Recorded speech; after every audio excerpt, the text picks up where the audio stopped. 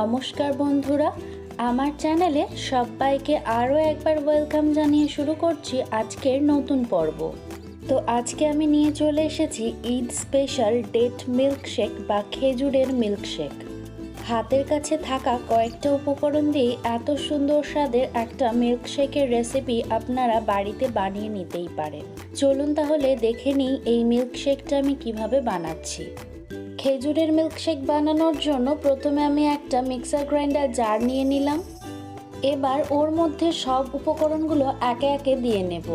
প্রথমে দিয়ে দিলাম 15 থেকে 20টা খেজুর, যেগুলোকে আমি বীজ বের করে নিয়েছি।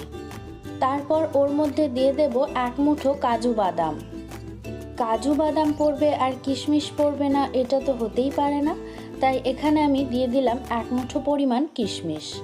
তারপর দিয়ে দিলাম স্বাদ মতো চিনি। আমি এখানে 3 টেবিল চামচ চিনি নিয়েছিলাম, আপনারা এখানে স্বাদ অনুযায়ী দিতে পারেন। তারপর দিয়ে দিলাম 5 থেকে 6টা আইস কিউব।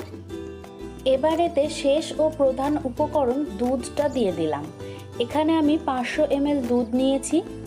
আর এই মিল্কশেকে আপনারা যে কোনো ধরনের আরও ড্রাই ফ্রুটস ইউজ করতেই পারেন। তারপর ঢাকনাটা আটকে নিয়ে খুব ভালো করে আমরা ব্লেন্ড করে নেব। তো আমার ব্লেন্ড করা হয়ে গেছে। আমি এখন আপনাদের মিল্কশেকটা কেমন দেখতে হয়েছে সেটা দেখিয়ে দিচ্ছি। তো তারপর আমি এটাকে সার্ভ করে দেব। সার্ভ করার জন্য আমি 2টো কাচের গ্লাস নিয়ে নিলাম। এবার আমি ওর মধ্যে মিল্কশেকটা আস্তে আস্তে করে ঢেলে দেব। রেডি হয়ে গেল আজকের রেসিপি ডেট মিল্কশেক। আশা করছি রেসিপিটা আপনাদের সকলেরই ভালো লেগেছে। যদি ভালো লেগে থাকে অবশ্যই একটা লাইক করে দেবেন।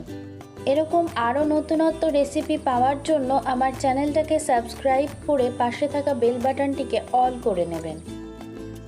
আজ এই পর্যন্তই। পরে আরও একটা নতুন রেসিপি নিয়ে আপনাদের সকলের সামনে হাজির হব।